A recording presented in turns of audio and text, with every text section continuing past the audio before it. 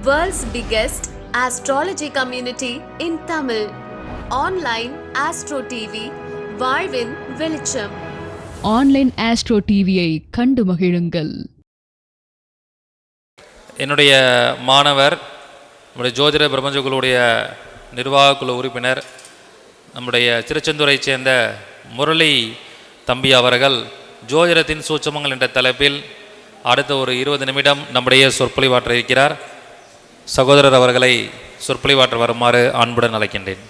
கல்லாலில் புடை அமர்ந்து நான்மறை ஆரங்க முதற் கற்ற கல்வி வல்லார்கள் நால்வர்க்கும் வாக்கிறந்த பூரணமாய் மறைக்கு அப்பாலாய் எல்லாமாய் அல்லதுமாய் இருந்ததை இருந்தபடி இருந்து காட்டி சொல்லாமல் சொன்னவரை நினையாமல் நினைந்து வாக்கிறந்த பூரணமாய்.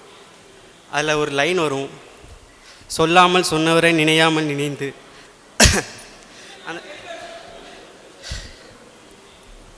அந்த லைன் எதுக்காண்டி வருதுன்னா, இப்போ சாரை பற்றி நினச்சாலே வந்துட்டு ஐடியா ஒரு 4-5 பாயிண்ட் ஆட்டோமேட்டிக்காக க்ரியேட் ஆயிரும். அப்படி தான் சாருக்கும் எனக்கும் ஒரு சின்ன சின்ன வேவ் லென்த் அப்படியே சும்மா கொஞ்சம் ஒய்ஃபை மாதிரி பக்கத்தில் வந்தால் கொஞ்சம் ஒட்டிக்கும் அப்படிங்கிற மாதிரி. எப்படின்னா, சார் ஏதாச்சும் பேசுங்க அப்படின்ட்டு இதுக்கு முன்னாடி பேசின சார் சொல்லியிருந்தார். அப்போ சார் 12ஆம் பாவத்தை பற்றி தான் பேச போகிறாரு அப்படிங்கிறது எனக்கு தெரியாது. நானும் 12ஆம் பாவத்தை பற்றி தான் பேசலான்னு இருக்கிறேன். அதாவது என்னென்னா, சார் பாத யாத்திரை அது ரிலேட்டடாக சொன்னாங்களே, நான் மேனிஃபெஸ்டேஷன் அது ரிலேட்டடாக சொல்கிறேன். ஃபார் எக்ஸாம்பிள், மேனிஃபெஸ்டேஷன் எப்படி ஒர்க் அவுட் ஆச்சுன்னா, சார் சொன்னது தான். சார் சொல்கிற பாயிண்ட்டை இதுக்கு முன்னாடி எனக்கு 12ஆம் பாவத்தில் 3 கிரகம் இருக்குது. அப்போ நான் அதை எப்படி யூஸ் பண்ணலாம் அப்படின்னு ட்ரை பண்ணுறப்போ 9ஆம் அதிபதி 12ஆம் பாவத்தில் இருக்கிறாரு.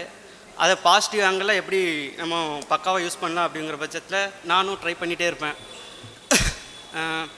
9ஆம் அதிபதி 12 போய் மறைஞ்சால் பாத யாத்திரை போனால் சக்ஸஸ் ஆயிரும் அப்படிங்கிறது ஓகே. ஆனால் அந்த 9ஆம் அதிபதியே உச்சமாக ஆகிடுதாரு, அந்த 12ஆம் அதிபதியே உச்சமாக ஆகிடுதாரு. அப்போ அதில் ஒரு 3 கிரகங்கள் வேறு இருக்குது. இது 3த்தையும் பாசிட்டிவ் ஆங்கிளில் எப்படி யூஸ் பண்ணலாம் அப்படின்னு பார்க்குற பட்சத்தில் சூரியன் புதன் வேறு இதில் அஸ்தங்கமாக இருக்கும் எனக்கு ஜாதக ரீதியாக பார்க்குறப்போ 12ஆம் பாவத்தில். அப்போ இதுக்கு என்ன பண்ணலாம் அப்படி பார்க்குறப்போ, சூரியனோட கோயில் வெள்ளையங்கிரி அப்படிங்கிற கோயிலுக்கு சூரியன் அவரை 12ஆம் பாவத்தில் இருக்கிறனால அவரை ஆக்டிவேட் பண்ணுறக்காரு வெள்ளையங்கிரி கிரிவலம் போனேன் இந்த வாட்டி. அதே போக புதனை ஆக்டிவேட் பண்ணலாம் அப்படின்னு பார்க்குற பட்சத்தில் புதன்னா பெருமாள், அது உத்திரட்டாதி நட்சத்திரத்தை ஆக்டிவேட் ஆக்குறதுக்காண்டி நம்ம திருப்பதி போயிட்டு வந்தேன் லாஸ்ட்டாக. இந்த 2 கோவிலுக்கு பாத யாத்திரை போயிட்டு வந்தது எப்படி இருந்துச்சுன்னா, மேனிஃபெஸ்டேஷனில் ஒரு பெரிய மாற்றத்தை உண்டாக்குச்சு.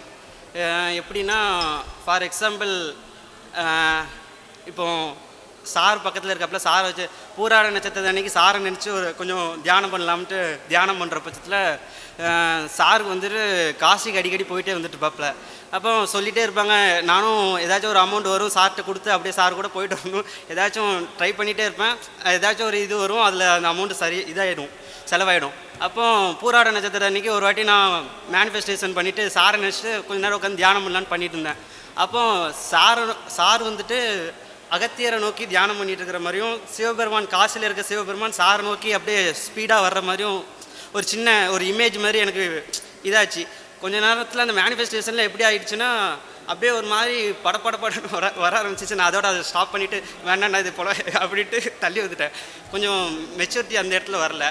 அப்படியே கொஞ்சம் கொஞ்சமாக மேனிஃபெஸ்டேஷனாக டெவலப் பண்ணிகிட்டே இருப்பேன். சரி, இந்த மேனிஃபெஸ்டேஷனை அடுத்த கட்டத்துக்கு கொண்டு போகலாம் அப்படின்னு ட்ரை பண்ணுறதுக்கு ஒரு முக்கியமான ரீசன் இருக்காங்க, முக்கியமான நபரும் இருக்கிறாங்க. சரி, இதை எப்படி அடுத்த கட்டத்துக்கு கொண்டு போகலாம் அப்படின்னு ட்ரை பண்ணுவேன். சமயத்தில் பார்த்தீங்கன்னா, சாரோட பர்த்டே அன்றைக்கி சாருக்கு ஒரு வீடியோ, சின்ன வீடியோ, அவருக்கு ஏதாச்சும் ஒரு ஸ்டேட்டஸு டீச்சர்ஸ் டே அன்றைக்கி அது ஷேர் பண்ணுற மாதிரி இருந்துச்சு. என்னடா ஓகே டீச்சர்ஸ் டே அன்றைக்கி சாரை பற்றி ஒரு வீடியோ சாருக்கு ஷேர் பண்ணியிருந்தேன். அதாவது எப்படின்னா, அயன்மேனும் ஸ்பைடர் மேனும் அந்த இதில் அவெஞ்சர்ஸ் எண்டு கேமில் ஜாயின் பண்ணி 2 பேரும் அவங்க பற்றி பேசிக்கிற மாதிரி ஒரு சூழ்நிலை. அதில் செம்ம பெயின்ஃபுல்லான சிச்சுவேஷனில் 2 பேரும் ஹக் பண்ணிப்பாங்க. அதேமாதிரி ஒரு வீடியோ ஷேர் பண்ணியிருந்தேன். சரி, இது மேனிஃபெஸ்டேஷனில் இது எப்படி நமக்கு எதுவுமே கிரகநிலைகள் சேர்க்கை இல்லாமல் எப்படி நம்ம இதை ஷேர் பண்ணியிருப்போம் சாருக்கு அப்படின்னு நினச்சா, சார் கேட்டகரி லெவலில் அயன்மேன் மாதிரி, நான் என் கேட்டகரி லெவலில் ஸ்பைடர்மேன் மாதிரி அப்படி வச்சுக்கலாம் அப்படின்னு சொல்லிட்டு சும்மா ஜென்ரலாக அப்படி நினச்சிட்டு மேனிஃபெஸ்டேஷன் பண்ணிவிட்டு விட்டுட்டேன். கடைசியில் பார்த்தா இப்போ ஸ்பைடர்மேன் 3 வருது. அதில் பார்த்தீங்கன்னா ஜேம்ஸ் கேமரான் நான் மேனிஃபெஸ்டேஷன் பண்ண நேரமாக என்னென்னு தெரில, அவர் இந்தியா விசிட் வந்துட்டு போயிருக்கிறாரு. ஒரு சின்ன ஸ்பைடர்மேன் 3க்காக அவ்வளோ தூரத்துக்கு மேனிஃபெஸ்டேஷன்ஸ் பயங்கர பவர்ஃபுல்லாக ஒர்க் அவுட் ஆகிட்டு இருந்துச்சு. இது எப்படி ஒர்க் அவுட் ஆச்சுன்னா, இப்போ லாஸ்ட்டாக சிஎம் ஆயிருக்கார்ல விஜய் சார், அவர் லெவலுக்கு அது ஒர்க் அவுட் ஆச்சு. எப்படின்னா, இந்த வாட்டி இவர் தான் வரப்போகிறாருங்கிறத எங்கள் அம்மாட்ட நான் ஓட்டு போட்ட அன்றைக்கே எங்கள் அம்மாட்ட சொல்லிட்டேன், அம்மா இவங்க தான் இந்த வாட்டி இவர் தான் சிஎம்மாக வரப்போகிறாரு அப்படின்ட்டு. இந்த கருத்து கணிப்பு நிறைய பேர் தேர்தல் பிரச்சாரம் எல்லாத்தையும் முடிச்சதுக்கப்புறம் எனக்கு கன்ஃபார்ம் ஆகி போச்சு. ஏன்னா இவர் எப்படி வந்துடுவார் அப்படிங்கிறது நான் இந்த இடத்துல எப்படி தேங்க்யூ சார்.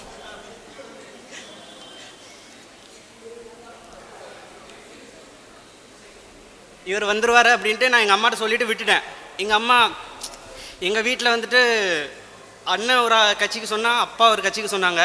நம்ம பேச்சு அதில் எடுபடாது. ஏன்னா நான் 2ஆவதாக இருக்கிறனால, 3rd ப்ரியாரிட்டிங்கிறனால அந்த பேச்சு அதில் எடுபடலை. நான் எங்கள் அம்மாட்ட மட்டும் சொல்லிவிட்டு விட்டுட்டேன். நான் ஏதாச்சும் எனக்கு தோணுச்சுன்னா எங்கள் அம்மாட்ட சொல்லிவிட்டு, அம்மா இதான் நடக்கும் பாரு அப்படின்னு சொல்லிட்டு விட்டேன். கடைசியில் பார்த்தா இது கிளைமேக்ஸே வேறு லெவலில் 110 சீட்டு அப்படிங்கிறப்ப எனக்கு கொஞ்சம் தூக்கி வாரி போட்டுருச்சு. என்னடா மேனிஃபெஸ்டேஷனில் இவ்வளோ தூரத்துக்கு நடக்குமா அப்படிங்கிற மாதிரி. அதை எதுக்காக இந்த மேனிஃபெஸ்டேஷனை எப்படி இதை நான் எதுக்காக மேனிஃபெஸ்டேஷனை பற்றி இவ்வளோ இம்பார்ட்டன்ஸ் கொடுக்குறேன்னா, இப்போது அந்த மேனிஃபெஸ்டேஷனுக்கு ஒரு சில டெக்னிக்ஸ்லாம் இருக்குது. அதை நான் கொஞ்சம் ட்ரை பண்ணி பார்த்தேன். எப்படின்னா, ஃபார் எக்ஸாம்பிள், இப்போ நம்ம ஸ்கூலுக்கு போகிறோம். ஃபஸ்ட்டு மொத்தம் ஒரு 8 பீரியட் நடக்குன்னா அதில் மொதல் பீரியட் மட்டும் நமக்கு வந்துட்டு பிடி பீரியடாக இருக்கணும் எல்லா ஸ்டூடெண்ட்ஸுக்குமே. அதாவது எப்படி இருக்கணும்னா, ஃபஸ்ட்டு அதில் 1 hour இருக்குன்னா அதில் 30 minutes வந்து அவங்க எல்லோரும் எந்தெந்த சூழ்நிலையிலேருந்து வருவாங்க. இப்போ நான்லாம் பார்த்தீங்கன்னா ஸ்கூலுக்கு வாட்டர் கேனே கொண்டு போக மாட்டேன். ஸ்கூலுக்கு போகிற அவசரத்தில் எங்கள் அம்மா சாப்பாடு மட்டும் வச்சு தருவாங்க. நானே கடைசி நிமிஷத்தில் பெல் அடிக்கும் போது தான் அப்படியே ஸ்கூலுக்குள்ளே என்ட்ரி ஆவேன். பிடி சார் கையில் கம்போட இருப்பாப்புல, நான் அப்படியே 2 அடி வாங்கிட்டு அப்படியே உள்ளே ஓடிட்டே இருப்பேன். ஆனால் அந்த பரத்தத்தில் உள்ளே போய் உட்காந்துருப்பேன். படிக்கணும் அப்படிங்கிறது வந்து கொஞ்சம் இது இருக்கும். ஆனால் அந்த சிச்சுவேஷனை ஹேண்டில் பண்ண முடியாது. ஏன்னா ஒவ்வொருத்தரும் ஒவ்வொரு சூழ்நிலையிலேருந்து அந்த ஸ்கூலுக்கு போவாங்க. எப்படி போவாங்க? ஒருத்தர் நல்ல வீட்டிலேருந்து, அதாவது அப்பா வண்டியில் கொண்டு போய் விடுவாங்க. ஒரு சிலர் பஸ்ஸில் படிக்கட்டில் கடைசி படியில் தூங்கிட்டு போகிற மாதிரி சூழ்நிலை வரும். ஒவ்வொருத்தரும் ஒவ்வொரு ஆங்கிள்லேருந்து வீட்டில் வந்திருப்பாங்க. வீட்டில் ஒரு ப்ரெஷர் அந்த இது எல்லாமே, இது எல்லாத்தையுமே கண்ட்ரோல் பண்ணணும், இது எல்லாத்தையுமே ஹேண்டில் பண்ணணும். அப்படிங்கிற பட்சத்தில் ஃபஸ்ட்டு பீரியட் பிடி பீரியடாக இருக்கணும். அதில் ஃபஸ்ட்டு 30 minutes தியானம், மெடிடேஷன், எக்ஸசைஸு. ஃபஸ்ட்டு 30 minutes தியானமும் அடுத்த 30 minutes ஃபிசிக்கல் எக்ஸசைஸ் இருந்துச்சுன்னா அந்த குழந்தைங்க எல்லாருமே இப்போது ஒரு வீடியோ ஸ்க்ரோல் பண்ணுறதோட நம்ம கான்சன்ட்ரேஷன் அவ்வளோதான். ஒரு 30 seconds தான் நமக்கு ஒரு கான்சன்ட்ரேஷனே இருக்கும். ஐஏஎஸ் எக்ஸாம்லாம் படிக்கிறவங்களுக்கு கிட்டத்தட்ட ஒரு 12 மணி நேரம் 18 மணி நேரம் படிக்கிறாங்கன்னா அவங்களோட கான்சன்ட்ரேஷன் லெவல் எவ்வளோ தூரத்துக்கு இருக்கும் பார்த்துக்கோங்க. நம்மளால் 30 செகண்ட் மேலே ஒரு வீடியோ பார்க்கவே முடியல. அவ்வளோதான் நம்மளோட கான்சன்ட்ரேஷன் லெவலே இருக்குது. அப்போனா இந்த மேனிஃபெஸ்டேஷன் எனக்கு எப்படி ஹெல்ப்ஃபுல் ஆச்சுன்னா, நான் ஃபஸ்ட்டு 30 minutes மெடிடேஷனும் அடுத்த 30 minutes வந்துட்டு ஃபிசிக்கல் எக்ஸசைஸும் பண்ணிட்டு இருந்தேன். அந்த ரெண்டுத்தையும் நம்ம சேர்த்து கொடுக்குறப்போ நம்ம வருங்கால தலைமுறைக்கு, அதாவது வருங்கால இளைஞர்களை உருவாக்கணும் அப்படின்னு சொல்லியிருக்காங்க. சார் வேறு எங்கள்கிட்ட சொல்லியிருக்கிறாங்க, ஜோதிடத்தை நம்ம வந்துட்டு யூனிவர்சிட்டியில் ஒரு சப்ஜெக்டாக கொண்டு வரணும், அதுக்காக நம்ம ஒவ்வொருத்தரும் ஒவ்வொரு சைட்லேருந்து ட்ரை பண்ணணும். அப்போது நான் என்ன சொல்லுவேன்னா, எங்கள் பிரபஞ்ச குழு சார்பாக சிஎம் சாருக்கு ஒரு ரெக்வஸ்ட்டாகவே வச்சுக்கிறோம். எப்படின்னா, ஃபஸ்ட்டு பீரியட் பிடி பீரியடாக கொடுங்க. ஃபஸ்ட்டு 30 minutes வந்துட்டு அவங்களுக்கு மெடிடேஷனும் அடுத்த 30 minutes வந்துட்டு ஃபிசிக்கல் எக்ஸசைஸ் கொடுத்தீங்கன்னா ஒவ்வொரு ஸ்டூடெண்ட்டுமே அவங்களோட என்ன படிக்கிறாங்களோ, இப்போ 1ஆம் கிளாஸ் படிக்கிறாங்களோ அது படிக்கிறது அப்படியே அவங்களுக்கு பதியப்படும். ஏன்னா அடுத்து இருக்கிற 7 மணி நேரம் 7 பீரியடில் அவங்க என்ன படிக்கிறாங்களோ அவங்களுக்கு அது பிரயோஜனப்படும். அந்த மேனிஃபெஸ்டேஷனும் அந்த எக்ஸசைஸும் ஃபிசிக்கலாக நம்ம பண்ணுறப்போ அது அவங்களுக்கு அப்படியே பதியும். அதுதான் அவங்களோட ஃபஸ்ட்டு இது. அந்த இதை கொண்டு வரப்போ, அந்த ஸ்கீமை கொண்டு வரப்போ எல்லோரும் வருங்கால இந்தியாவே வேறு லெவலில் இருக்கும். இதுதான் மேனிஃபெஸ்டேஷனோட மோஸ்ட் பவர்ஃபுல் இதுதான். இந்த மேனிஃபெஸ்டேஷன் ஃபஸ்ட்டு ப்ரியாரிட்டி இது கொடுக்குறோம். சரி, இதை நான் எப்படி யூஸ் பண்ணேன், எப்படி ஹேண்டில் பண்ணேன் அப்படின்னு பார்க்குறப்போ, ஒரு நாள் நான் காசி பரிகாரம் சார் காசி போயிட்டு வந்துகிட்டே இருப்பாங்க. நான் இங்கே ஒரு 3 months பிஃபோர் வந்துட்டு கொஞ்சம் 3 months பிஃபோர் வந்துட்டு நான் இங்கே வந்துருந்தேன் ஜோதிட பிரபஞ்சகுழு மீட்டிங்க்கு. அப்போது ஒரு 3 பரிகாரம் சொல்லியிருந்தேன். அஸ்பதி மகம் மூலத்தில் கிரகங்க இருந்தால் என்ன பண்ணுறேன், என்ன பண்ணுவேன் அப்படின்னு சொல்லிட்டு. அந்த பரிகாரம் வேணால் அடுத்த மந்த்து வீடியோவில் சார்கிட்ட கமெண்ட் பண்ணுங்கள். சார் சொன்னாங்கன்னா அந்த பரிகாரம் அடுத்த இதில் சொல்கிறேன்.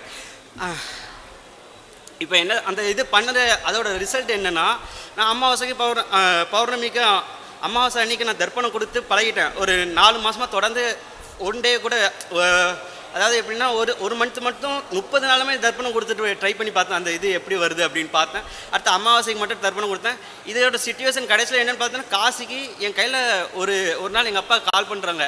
எங்கள் அப்பா அம்மா அவங்க தெருவில் இருக்கிற ஒரு 10 பேரை கூட்டிகிட்டு நாங்கள் இப்போ காசி கிளம்பிட்டோம், ஒரு டிக்கெட் எக்ஸ்ட்ராவாக இருக்குது, நீ வரியா அப்படின்னு. நான் இங்கே ஈரோவில் இருக்கிறேன், அவங்க திருநெல்வேலியில் இருக்கிறாங்க. வரியா அப்படின்னு கேட்குறாங்க. ஏம்மா என்கிட்ட ஒரு கையில் 10 ரூபா கூட இல்லைம்மா, இல்லை கூப்பிடாத அப்படின்னு. எப்படி அவனுக்கு டிக்கெட் எல்லாமே ரெடியாக இருக்குது, நீ வந்தால் மட்டும் போதும் அப்படின்னு சொன்னாங்க. நான் சரி, எனக்கு அப்படியே சிவரிங் ஆக ஆரம்பிச்சிட்டு, என்னடா 3 மாதமாக நம்மளும் வாரம் என்னெல்லாமோ பண்ணோம். நான் குளிக்கிறப்போ டெய்லி வந்துட்டு அந்த கங்காதேவி நினச்சிட்டு குளிப்பேன். காசிக்கு போகிறோம், சிவபெருமான் பார்த்துட்டு அந்த அபிஷேகம் பண்ணுறோம், கங்கையில் குளிக்கிறதா நம்ம மேனிஃபெஸ்டேஷன் பண்ணிவிட்டு அப்படியே குளிப்போம். அது என்னென்னா 3 மாதத்தில் இப்படி ஒரு இது வேற ஒரு ஆள் பேரில் இருந்த டிக்கெட்டை எனக்கு, அதாவது ரிசர்வேஷன் பண்ண டிக்கெட்டை அது கேன்சல் பண்ணவும் முடியாது கிளைமேக்ஸில். அப்போ என்னையை கூட்டிகிட்டு போகணுன்னு சொல்லிட்டாங்க.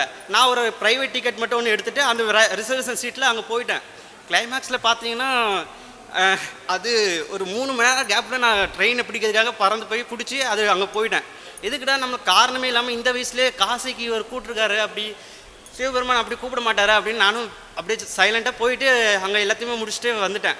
வரும்போது பார்த்தா அங்கே ஒரு 85 பேர் உட்கார வேண்டிய கம்பார்ட்மெண்ட்டில் கிட்டத்தட்ட ஒரு 300லேருந்து 350 பேர் ஆம்பளை ஆட்கள் எல்லா ரிசர்வேஷன் கோச்சிலையும் ஏறி இருக்கிறாங்க. அதை ஹேண்டிலே பண்ண முடியல. அது எப்படி இருக்குன்னா, அங்கே எய்த்தாப்பில் இருக்கிறவங்க யார் எய்த்தாப்பில் இருக்கிறானே தெரில. நாங்கள் 3வது, அதாவது ஒரு கோச்சில் 3 கம்பார்ட்மெண்ட் 3 சீட் இருக்குன்னா நாங்கள் 3வது சீட்டில் உட்காந்துருக்கோம். அந்த இதுலேருந்து கிட்டத்தட்ட ஒரு 350 பேர் அந்த சீட்டை ஃபுல்லாக நிரம்பி வலிஞ்சு போய் இருக்கிறாங்க. நாங்கள் எப்படிடா அங்கேருந்து இங்கே வர்றதுன்னு தெரியல. ரெஸ்ட் ரூம் கூட லேடிஸ் போக முடியல. நைட்டு 12 மணி. அப்போ நான் வந்துட்டு அங்கே உட்காந்துருக்கிறேன். எங்கள் சீட்டுக்கு பக்கத்தில் இருக்கிற ஒரு 100 பேரை எழுப்பி விட்டுட்டு நான் என் கூட வந்து ஒரு 5 லேடிஸை ரெஸ்ட் ரூம் கூப்பிட்டு போயிட்டு அவங்க திருப்பி ரிட்டர்ன் கூப்பிட்டு வரேன். அப்போ அங்கே இருந்தவங்க எல்லாரையும் நைட்டு 12 மணிக்கு 150 பேரை எழுப்பி விட்டு அங்கே எல்லோரும் சேஃப்டியாக கூப்பிட்டு போயிட்டு அதில் ஒரு லேடிஸ் வந்து அங்கே காசிலேருந்து திருநெல்வேலியில் சிப்காட்டில் ஒர்க் பண்ணுறாங்க. அவங்களும் கொண்டு ரெஸ்ட் ரூம் கூட்டு போயிட்டு திருப்பி அவங்க இடத்துல வந்து நிப்பாட்டி வச்சாச்சு. அவங்க வீட்டுக்கு அங்கே கூட்டம் வந்துட்டு பார்க்கணும். அங்கே இருக்கிற கூட்டத்தில் ஒருத்தர் என்னன்னா உள்ளுக்குள்ளே உட்காந்து பீடி குடிச்சிட்டு இருக்கான். எல்லா விஷயமும் உள்ளுக்குள்ளேயே நடக்கு.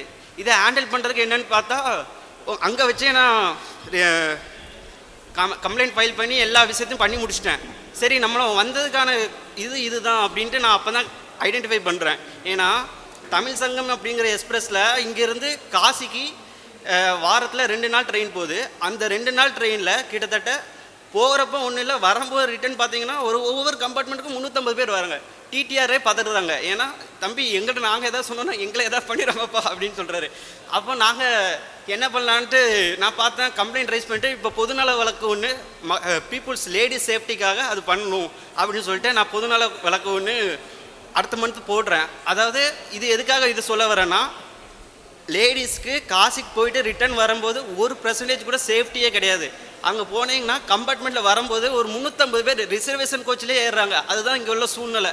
இது எதுக்காக இப்போ இந்த பப்ளிக்காக இதை சொல்கிறேன்னா, இதாவது அரசாங்கத்தில் இருக்கிற ஒரு சார் யாராச்சும் ஒருத்தவங்க பார்த்தீங்கன்னா தயவு செய்து அங்கேருந்து வர்ற ட்ரெயினில் 1% கூட லேடிஸ்க்கு சேஃப்டியே இல்லை. புதுசாக கல்யாணம் ஆனவங்க போயிட்டாங்கன்னா திரும்பி வரும்போது அவங்களுக்கு கொஞ்சம் கூட சேஃப்டி இல்லை. இதுதான் அங்கே உள்ள சூழ்நிலை. அப்போது இந்த தமிழ்நாடு பார்டர் ரீச் ஆகிற வரைக்கும் அங்கே இருக்கிற 350 பேரும் அப்படியே தான் வராங்க. 2 நாள் கழித்து 3ஆவது நாள் சென்னைக்குள்ளே என்ட்ரி ஆகும்போது தான் அவங்க எல்லாருமே இறங்கவே செய்கிறாங்க. ஏன்னா எல்லோரும் சென்னையில் வந்து தான் இறங்குறாங்க. அப்போ தமிழ்நாட்டுக்குள்ளே தான் எல்லாருக்குமே சேஃப்டி செக்யூரிட்டிலாம் இருக்குது. தமிழ்நாட்டுக்கு வர்ற ட்ரெயினில் சேஃப்டி செக்யூரிட்டி இல்லை. அப்போ அதுக்காக தான் இந்த பொதுநல வழக்கு நெக்ஸ்ட் மந்த்து தான் அதை அப்ளையே பண்ண போகிறேன். இது எதுக்காக சொன்னேன்னா, சிவபெருமான் எதுக்காண்டி இன்னும் இந்த வயசுலேயே அங்கே வர வச்சுருக்காருன்னா, சரி இதேமாதிரி ஒரு இஷ்யூ இருக்குது, இது மக்களுக்கு நீ இந்த வயசுலேயே இதை சொன்னால் தான் அடுத்து வரவங்க தலைமுறையை நீங்கள் இது பண்ண முடியும் அப்படிங்கிற ரீசனுக்காக அவர் அங்கே கூப்பிட்டுக்கிட்டாருங்கிறது. கையில் 1 ரூபா இல்லாட்டினாலும் ஒருத்தர் ஒரு இடத்துக்கு கூப்பிட்டு போகிறாருன்னா அதுதான் காரணம் அப்படிங்கிறத அங்கே ஐடென்டிஃபை பண்ண முடிஞ்சுது. இந்த மேனிஃபெஸ்டேஷனோட பவர் அவ்வளோ தூரத்துக்கு இருக்குது. இந்த மேனிஃபெஸ்டேஷனை எனக்கு ஃபஸ்ட்டு கற்றுக் கொடுத்தது சாரோட கிளாஸுக்கு வந்திருப்போ என் ஃப்ரெண்டு ஒருத்தங்க டைனிதா அப்படிங்கிறவங்க, அவங்க வந்துட்டு அவங்க கூட ஒரு சின்ன கிளாஸ் ஒன்று அட்டன் பண்ணேன், ஒரு 30 days. அந்த ப்ரோக்ராமில் அவங்க கற்றுக் கொடுத்தாங்க. அவங்களோட பேரையும் இங்கே நான் தெரிவிச்சுக்கிறேன். அவங்களுக்கு ரொம்ப தேங்க்யூ, எங்கள் சாருக்கும் ரொம்ப தேங்க்யூ. மேனிஃபெஸ்டேஷனை எல்லோரும் பயங்கரமாக ட்ரை பண்ணுங்கள். தேங்க்யூ. மிக சிறப்பாக மேனிஃபெஸ்டேஷன் பற்றி அழகான சொற்பொழிவை கொடுத்த நமது மாணவர் முரளி தம்பி அவர்களுக்கு நம்முடைய PRO அருண்ராமை அவர்கள் பொன்னாடை போற்றி கௌரவிப்பார்.